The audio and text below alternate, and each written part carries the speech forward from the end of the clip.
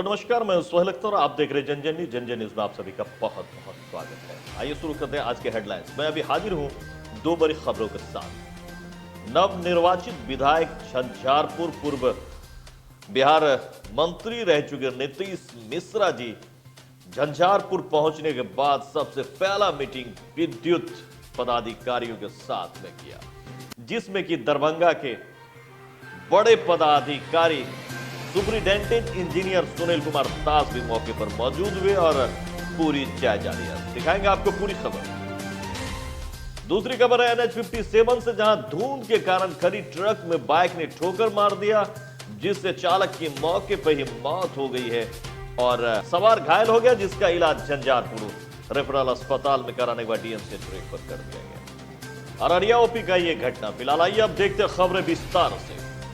झंझारपुर के विधायक नीतीश मिश्रा पहुंचने के बाद जो पहली मीटिंग उन्होंने करा वो विद्युत पदाधिकारियों के साथ किया। सब डिवीजन के सारे विद्युत अभियंता, जेई समेत सारे इंजीनियर मौजूद। यहां पर मिश्रा जी ने जो है वो मीटिंग करा। इसमें एक खास बड़े पदाधिकारी दरभंगा से चलकर जो है वो सुपरिटेंडिंग इंजीनियर आए हुए थे, सुनील कुमार दास। उन्होंने भी मौके पर जायजा लिया है और इस मीटिंग से ये देखने को मिल रहा है कि बिजली की स्तर को और बेहतर करने का इंतजाम किया जा रहा है, उस पर नजर डाली जा रही है। छोटी से छोटी, बड़ी से बड़ी खामियों को दूर करने के बारे में सरकार सोच रही है, जिससे आपको ये देखते ही ऐसा पता लग रहा है, जिसके कारण आपको ऐसा दिख रहा है। ये मीटिंग से ये निकल के आ रहा है जैसे इंडस्ट्रीज को सरकार बढ़ावा देने की सोच रही है, इसीलिए सबसे पहले बिजली को बढ़िया करना चाहती है।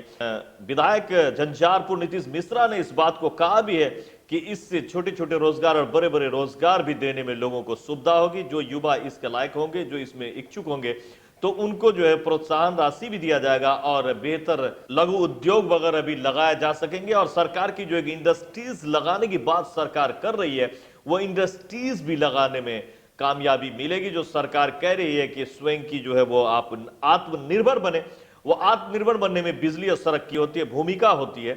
बिजली और सड़क की बड़ी भूमिका होती है, जिसके मद्देनजर बिहार सरकार ने बेहतर काम किया है बिजली पर और सड़क पर। इसको और भी बेहतर कैसे बनाया जाए, इस पे जोर दी गई है। आपको कई नए फीडर भी मिल सकते हैं, बड़े फीडर और छोटे फीडर भी आपको देखने को मिल सकते हैं। कई जगहों पे नवी आज झंझारपुर विधानसभा के लिए जो बिजली से जुड़ी हुई जो कुछ अगर प्रमुख समस्याएं हैं और क्या हम कुछ झंझारपुर के बेहतरी के लिए या विद्युत सप्लाई के लिए हम लोग कर सकते हैं, तो आज झंझारपुर विद्युत डिवीज़न के जितने भी हमारे इंजीनियर्स हैं सारे थे, और विशेष तौर से जो दरभंगा से जो सुपरिटेंडिंग इंजीनियर हैं जिनके जुरिसडिक्शन में ये पूरा आता है, वो स्वयं आए थे।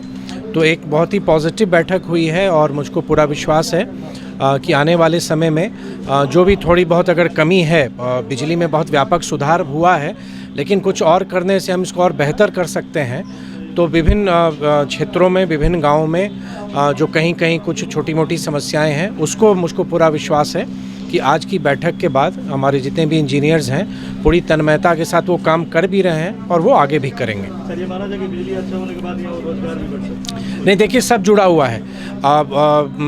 आप एक तरह से देखेंगे कि इंडस्ट्रियलाइजेशन वहीं पर होगा कि जहाँ के आधारभूत संरचना इंफ्रास्ट्रक्चर बेहतर है। तो बिहार में वो कमी थी, लेकिन मुख्यमंत्री जी के नेतृत्व में सड़क की आप बात करें या बिजली की बात करें तो बहुत बेहतर हम स्थिति अब हम लोग की हुई है पहले की तुलना में।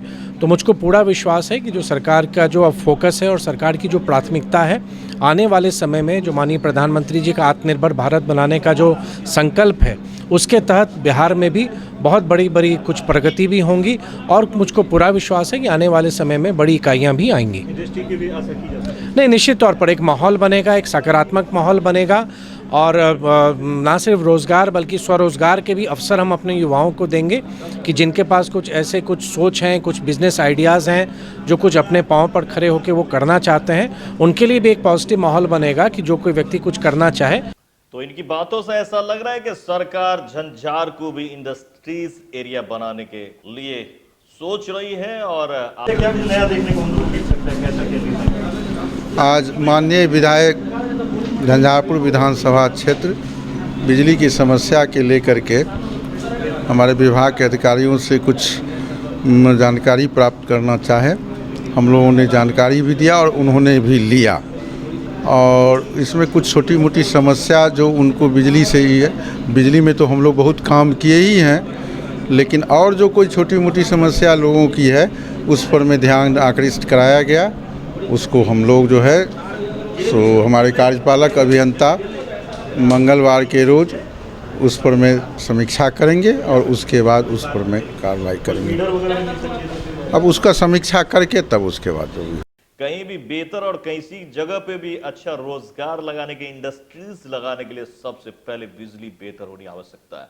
इसीलिए ये संकेत भी आप कह सकते हैं कि सरकार इस बार डेवलप पे ज्यादा ध्यान देगी। तो आइए अब चलते दूसरे खबर की तरफ। दूसरी खबर बहुत ही ज्यादा दिल को दहला देने वाली है। धुंध शुरू ही नहीं हुई, अभी ठंड ठीक से आया भी नहीं है। धुंध का मौसम शुरू होते ही NH 57 पे घटनाओं ने लगातार दस्तक देना शुरू कर दिया। अररिया थाना OP थाना क्षेत्र के पिपरोलिया गांव के निकट खड़ी ट्रक से एक बाइक से के टकराने का मामला प्रकाश में आया है। घटना शनिवार अहले सुबह की बताई जा रही है। बाइक पर 2 युवक सवार थे। एक की मौत घटनास्थल पर ही हो गई, जबकि दूसरा युवक गंभीर रूप से घायल हो गया है। मौके पर जुटे स्थानीय ग्रामीणों ने 2 युवकों को ऑटो से झंझारपुर अनुमंडलीय अस्पताल लाए हैं, जहां एक युवक को चिकित्सकों ने मृत घोषित कर दिया, जबकि दूसरे युवक के प्राथमिक इलाज के बाद गंभीरता को देखते हुए बेहतर इलाज के लिए DMCH रेफर कर दिया है। मृतक युवक फुलपड़ा थाना क्षेत्र के बेलहा गांव निवासी 30 वर्षीय हरेराम सिंह है, जबकि दूसरे युवक इनके सगे छोटे भाई 25 साल के जो कि हरे कृष्ण सिंह बताए जाते हैं। पिपरोलिया के पास भारी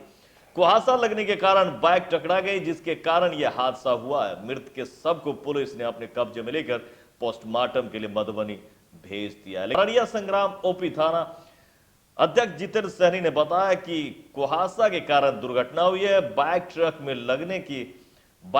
लगते ही ट्रक फरार हो गया। इस मामले में अग्रसर कार्रवाई की जा रही है। तो आप देख सकते हैं कि NH 57 पे गाड़ी चलाना बहुत ही मुश्किल, बड़ी बड़ी घटनाएं लगातार दस्तक देते हुए। इस आज के खबरों में इतना ही। फिर से हम मिलते हैं बहुत जल्द अगले खबर में। अगर अभी तक आपने इसे सब्सक्राइब नहीं किया तो उस चैनल को सब्सक्राइब कर ले। सोहेल को दे इजाजत, मिलते हैं बहुत जल्द अगले खबर में। नमस्कार। अब थोड़ा सा 2 मिनट हम कह देते हैं। सबसे पहले तो मैं अपने तरफ से सभी लोगों का स्वागत करता हूं। मैं electrical superintending engineer Sunil Kumar Das, Darbhanga, और संयोग से आपके बगल में ही मेरा घर पड़ता है। हमारे MLA साहब भी हैं, यही बस बगल में बेला रही मेरा घर पड़ता है। तो नेचुरली है, थोड़ा सा कौन नहीं चाहेगा जब अपने क्षेत्र का विकास हो। हम लोग अपनों चाहते हैं। परिचय थोड़ा करा देते हैं। ये